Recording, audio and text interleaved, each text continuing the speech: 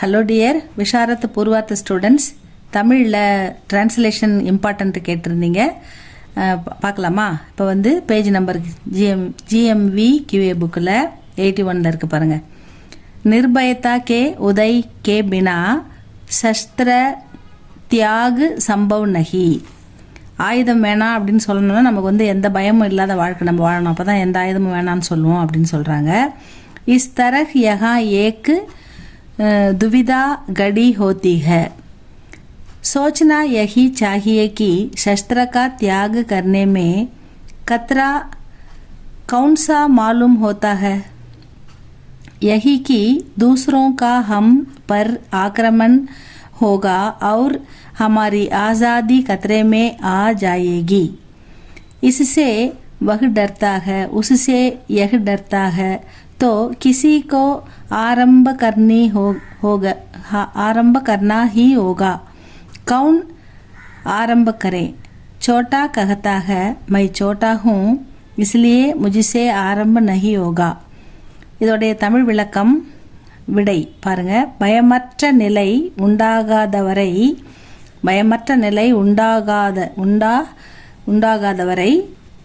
ஆயுத புறக்கணிப்பு, ஆயுதம் வேணாம் அப்படின்னு சொல்கிறோம் இல்லையா, அதை புறக்கணிப்புன்னா ஆயுத புறக்கணிப்பு, ஆயுதங்கள் வேண்டாம், நாங்கள் அமைதியாக வாழ விரும்புகிறோம் அப்படின்னாலும் நம்ம அமைதியாக வாழ நம்மளை விடமாட்டாங்க. நம்ம எதிரி இருக்காங்கல்ல, அவங்க தாக்கும்போது நம்ம அவங்கள பதிலுக்கு தாக்கணும்னா நமக்கு ஆயுதம் தேவை. பயமற்ற நிலை உண்டாகாதவரை ஆயுத புறக்கணிப்பு நடக்கக்கூடியதல்ல. அப்படிப்பட்ட ஒரு இக்கட்டான நிலை இங்கு தோன்றியுள்ளது. ஆயுத புறக்கணிப்பால் உண்டாகும் தீங்கு என்ன என்பதை சிந்திக்க வேண்டும். பிறர் நம்மை தாக்கலாம், நம் சுதந்திரத்திற்கு தீங்கு நேரிடும் என்பதுதான் காரணம். இவனைக் கண்டு அவன் பயப்படுகிறான், அவனைக் கண்டு இவன் பயப்படுகிறான். ஆனாலும் யாராவது இதனை தொடங்கத்தான் வேண்டும். யார் தொடங்குவது?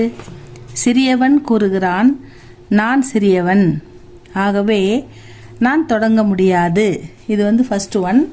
இதுக்கு அடுத்தது செகண்ட் ஒன் பாருங்க, இம்பார்ட்டன்ட்.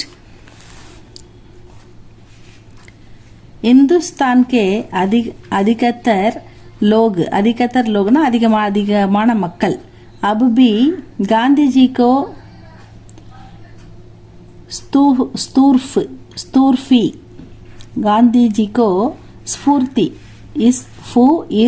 स्फूर्ति स्थान और आशा स्थान मानते हैं, क्योंकि वे जानते हैं कि उनकी ज़रूरतें गांधी जी ने बराबर बांप ली थी.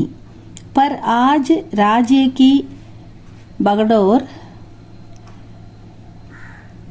संभालने वालों ने गांधी जी का मार्ग नहीं अपनाया है, यह स्पष्ट ही है.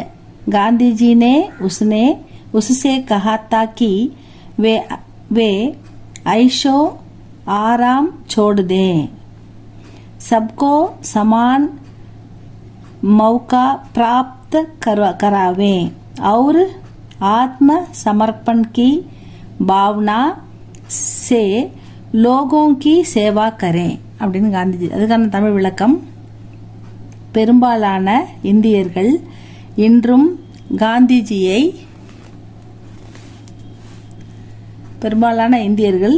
காந்திஜியை புத்துணர்ச்சி மற்றும் நம்பிக்கையின் உறைவிடமாக, நெக்ஸ்ட் பேஜில் இருக்கு பாருங்க, கருதுகிறார்கள்.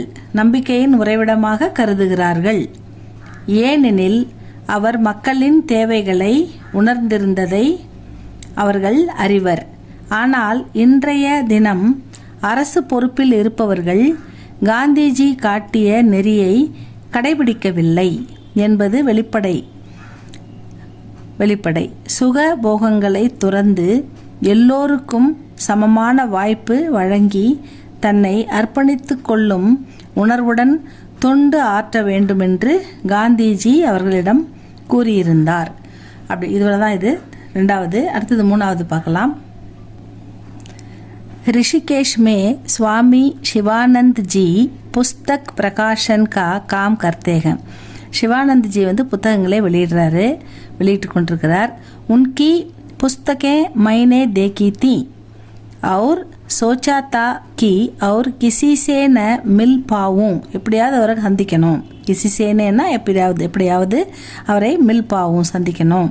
तो भी स्वामी शिवानंद जी से तो मिल ही लूँगा. उनका एक छोटा सा आश्रम है.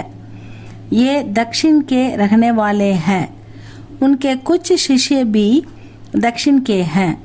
स्वयं देवी जीवन समाज नामक एक मंडल के संचालक हैं. मंडल की बहुतेरी शाखाएं हैं. उनका सारा काम खुला सीधा और सादा है. இதோட தமிழ் விளக்கம் விடை. ரிஷிகேஷில் சுவாமி சிவானந்தர் புத்தகங்கள் வெளியிடும் பணி மேற்கொண்டுள்ளார். அவர் புத்தகங்களை பார்த்து நான் வேறு யாரை சந்திக்காவிட்டாலும் அவரை எப்படியாவது சந்தித்துவிட வேண்டுமென்று நினைத்தேன். அவருக்கு ஒரு சிறிய ஆசிரமம் உள்ளது.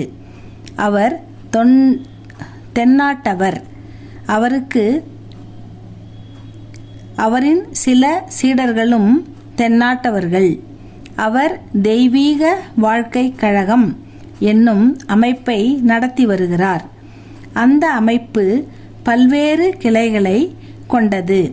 அவரது செயல்பாடுகள் அனைத்தும் ஒளிவு மறைவு இன்றி நேர்மையாகவும் எளிமையாகவும் உள்ளன. இவ்வளோதான் ஸ்டூடெண்ட்ஸ். இது 3, இன்னொரு 3 இருக்குது, அது போடுறேன், அதை பார்த்துக்கோங்க. தமிழ்ன்றதால கொஞ்சம் எளிமையாக ஈஸியாக படிச்சுட்டு போங்க. எது பற்றி வருதோ அதை அழகாக எழுதுங்க ஸ்டூடெண்ட்ஸ். அடுத்த வீடியோவில் மீதி இம்பார்ட்டன்ட் போடுறேன். தேங்க்யூ ஃபார் வாட்சிங்.